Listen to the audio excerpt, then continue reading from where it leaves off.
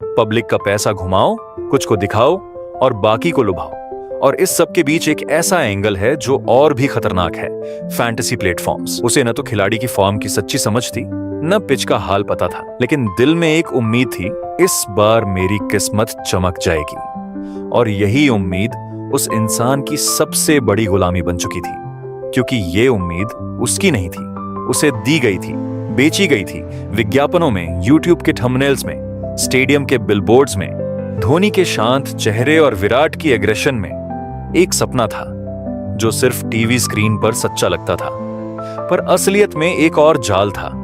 Dream 11 जैसे fantasy platforms का जो करोड़ों लोगों से हर दिन पैसे नहीं, उनकी सोच खरीदते हैं, उनकी अटेंटिवनेस, उनका विश्वास, उनका समय और उनके सपनों को अपने सर्वर में डेटा बनाकर रख लेते हैं। और हम सब एक गेम की एड में धीरे धीरे अपनी आइडेंटिटी भूलते जा रहे हैं। एक ऐसा दौर है जहां क्रिकेट अब सिर्फ खेल नहीं, एक प्रोडक्ट है, और खिलाड़ी अब खिलाड़ी नहीं, एसेट हैं, जिनके परफॉर्मेंस को नंबर्स में बेचकर कंपनियां आपको एक इल्यूजन देती हैं कि आप भी करोड़पति बन सकते हैं। और इसी इल्यूजन को मेंटेन करने के लिए हर हफ्ते कोई ना कोई 1 करोड़ जीतता है, ताकि लाखों लोग ये माने कि वो भी हो सकता हूं मैं।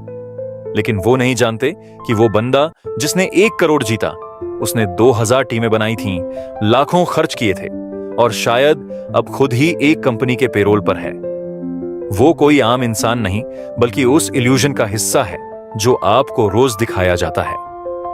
ड्रीम 11 की असली जीत आपकी हार में है। जब आप 45 रुपए, 99 रुपए, 199 रुपए डालते हैं, तब वो आपसे सिर्फ पैसे नहीं, डोपामाइन ले रहे होते हैं। और जब आप 0 रुपए जीतते हो, तब भी एक नई उम्मीद आपके अंदर बो दी जाती है। यही है डार्क साइकोलॉजी का सबसे घातक पहलू, इंटरमिटेंट वेरिएबल रिवॉर्ड, यानी कभी जीत कभी हार। और ये ना जीतने की सर्टेनिटी है, ना हारने की सर्टेनिटी है, बस एक लकी झटका जो आपके दिमाग को बार बार एक्साइट करता है। और यही एक्साइटमेंट धीरे धीरे एक एडिक्शन बन जाती है, जिसे आप जस्टिफाई करते हो ये सोचकर कि कम से कम टाइम पास तो हो रहा है। पर असल में ना आप टाइम पास कर रहे हो, ना पैसा कमा रहे हो, आप किसी और की जेब भर रहे हो। जैसे आईपीएल खुद फैंटेसी प्लेटफॉर्म से स्पॉन्सरशिप लेता है, ड्रीम 11 उसका ऑफिशियल पार्टनर बनता है। तो सोचिए, जो खुद खेल को चलाने वाले हैं वो किसके साथ हैं? आपके साथ या उस सिस्टम के साथ जो आपसे पैसा खींचता है? और इस पूरी इंडस्ट्री के पीछे जो इन्वेस्टर हैं वो हैं Tencent, China, Tiger Global, USA, Kalaari Capital, India. यानी आप इंडिया में बैठकर पैसा लगा रहे हो और अमीर कोई और देश हो रहा है। आप सोच रहे हो करोड़ जीतने की, और वो लोग करोड़ों यूजर्स का डेटा लेके एड नेटवर्क्स को बेच रहे हैं। आपके match preferences, timings, favourite players, spending behaviour, सब कुछ एक प्रोडक्ट की तरह इस्तेमाल हो रहा है। और आप सिर्फ यूजर नहीं, कमोडिटी बन चुके हो। और मजेदार बात यह है कि ये सब इतने स्मूथ तरीके से हो रहा है कि आपको कभी एहसास ही नहीं होता, क्योंकि प्रेजेंटेशन खूबसूरत है, कलरफुल यूआई, ज्वाइन नाउ का लाल बटन, ओनली 5 मिनट्स लेफ्ट की अर्जेंसी, और ऊपर से सेलिब्रिटीज की गारंटी की असली टीम बनाओ। पर सच्चाई यह है कि 90% लोग अपनी टीम खुद नहीं बनाते। वो यूट्यूब पर ड्रीम 11 विनिंग टीम पर सच्चाई यह है कि 90% लोग अपनी टीम खुद नहीं बनाते। वो यूट्यूब पर ड्रीम 11 विनिंग टीम पर टुडे टाइप करके किसी एक्सपर्ट की वीडियो देखते हैं और उस पर विश्वास करके एंट्री फी डालते हैं। मतलब आपने ना स्ट्रैटेजी खुद बनाई, ना पैसा स्मार्टली लगाया। आपने सिर्फ एक और आदमी की ब्लाइंड एडवाइस पर भरोसा किया और खुद की सोच मार दी। और जब हार जाते हो तो ब्लेम भी उसी एक्सपर्ट को देते हो। और इसी ब्लेम लूप में उलझते उलझते इंसान खुद को भूल जाता है।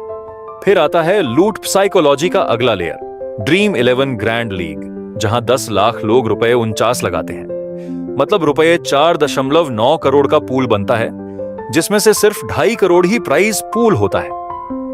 बाकी का वो प्लेटफॉर्म का प्रॉफिट, टैक्सेस और कुछ स्पेशल इन्फ्लुएंसर कट। यानी आपने एक सपना खरीदा और बदले में सिर्फ किसी और को अमीर बनाया। और आयरनी ये है कि आप खुशी खुशी यही प्रोसेस हर दिन दोहराते हो, ये सोचकर कि एक दिन मेरा भी नंबर आएगा। लेकिन जो नहीं आता वो है सेल्फ अवेयरनेस, कि क्या ये समय और पैसा वाकई इन्वेस्ट हो रहा है या वेस्ट। और यहां से शुरू होता है असली सवाल। अगर यही मेहनत, यही स्टैटिस्टिक्स का ज्ञान, यही क्यूरियोसिटी आप किसी फ्रीलांसिंग स्किल में लगाते, यूट्यूब चैनल बनाते, ग्राफिक डिजाइन सीखते, ट्रेडिंग को सच में समझते, content creation, podcasting, language learning, coding, तो क्या आज ड्रीम 11 में 499 हारने वाले आप एक क्रिएटर बनकर 10,000 कमाने वाले नहीं हो सकते थे? असली रास्ता तो यही था, पर किसी ने दिखाया नहीं, क्योंकि इन्फ्लुएंसर को भी व्यूज चाहिए, और व्यूज आते हैं तभी जब लोग फैंटेसी टीम सर्च करें, और फैंटेसी टीम तभी सर्च करते हैं जब उन्हें लग रहा हो कि मैं आज जीत जाऊंगा। तो पूरा सिस्टम एक दूसरे को सस्टेन करता है।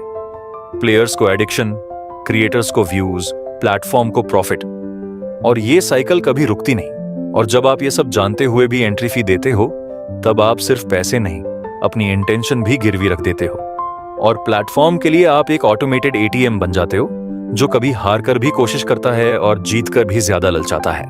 अब सोचो, क्या ये सच में खेल है, या एक गेमिफाइड कैसिनो है जहां कॉइन्स की जगह कैप्टन और वाइस कैप्टन है, और जैकपॉट की जगह लीडर बोर्ड? और अगर आप सोचते हो कि मैं रिस्पॉन्सिबल हूं, मैं लिमिट में खेलता हूं, तो याद रखो, कोई भी एडिक्ट पहले दिन खुद को एडिक्ट नहीं मानता। धीरे धीरे ये नशा पनपता है, छुपकर, धीरे धीरे, जैसे पानी में घुली शराब। और जब आप छोड़ना चाहें, तब खुद पर शक होता है कि शायद इस बार मैं जीत ही जाता। और यही साइकोलॉजी इस बिजनेस की नींव है, होप बेचना। एक ऐसा होप जो हर हार के बाद भी मरे नहीं, और हर जीत के बाद भी और भूखा बना दे। यह है फैंटेसी प्लेटफॉर्म का असली मास्टर स्ट्रोक। अब एक और कड़वी सच्चाई सुनो। क्या आपने कभी सोचा कि ड्रीम 11 कभी ऐसा सिस्टम क्यों नहीं बनाता जहां हर हारने वाले को भी RS10, RS20 मिल जाए? जवाब सीधा है, अगर ऐसा होता तो उनका प्रॉफिट मार्जिन गिरता, और जितना पैसा वो आपसे खींचते हैं वो कम हो जाता।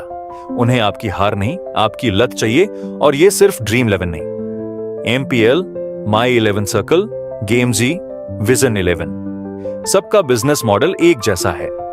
पब्लिक का पैसा घुमाओ, कुछ को दिखाओ और बाकी को लुभाओ।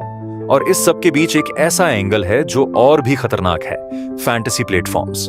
अब एजुकेशन के नाम पर ड्रीम 11 गुरुकुल्स चला रहे हैं, जहां सिखाया जाता है कैसे टीम बनाए। मतलब अब नशा बेचने से पहले उसकी ट्रेनिंग दी जा रही है, ताकि लत साइंटिफिक हो जाए।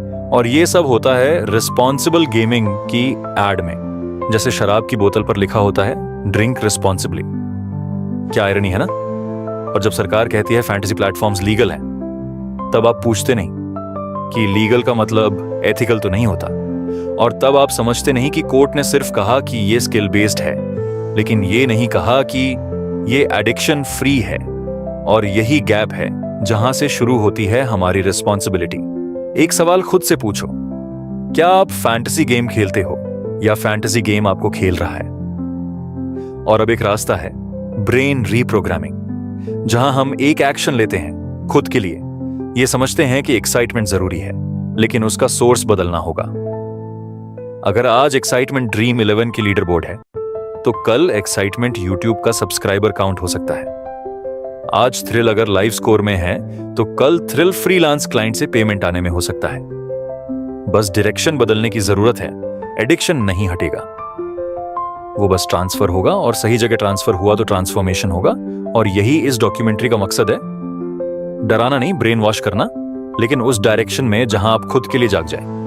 क्योंकि असली मिलियनर वो नहीं जो ड्रीम 11 से करोड़ जीते, असली मिलियनर वो है जो अपना माइंडसेट खुद बनाता है। और अब आखिरी सवाल, जब अगली बार ड्रीम 11 खुलेगा, तो टीम बनाते वक्त खुद से पूछना, क्या मैं अपनी किस्मत बना रहा हूं या किसी और का सिस्टम चला रहा हूं? और अगर इस सवाल ने आपको थोड़ा भी हिला दिया हो, तो ये डॉक्यूमेंट्री सिर्फ एक वीडियो नहीं, एक मिरर बन चुकी है, जिसमें आपने अपनी ही लत को देखा, पहचाना और छोड़ा। और यही तिलक सेज का असली इरादा था।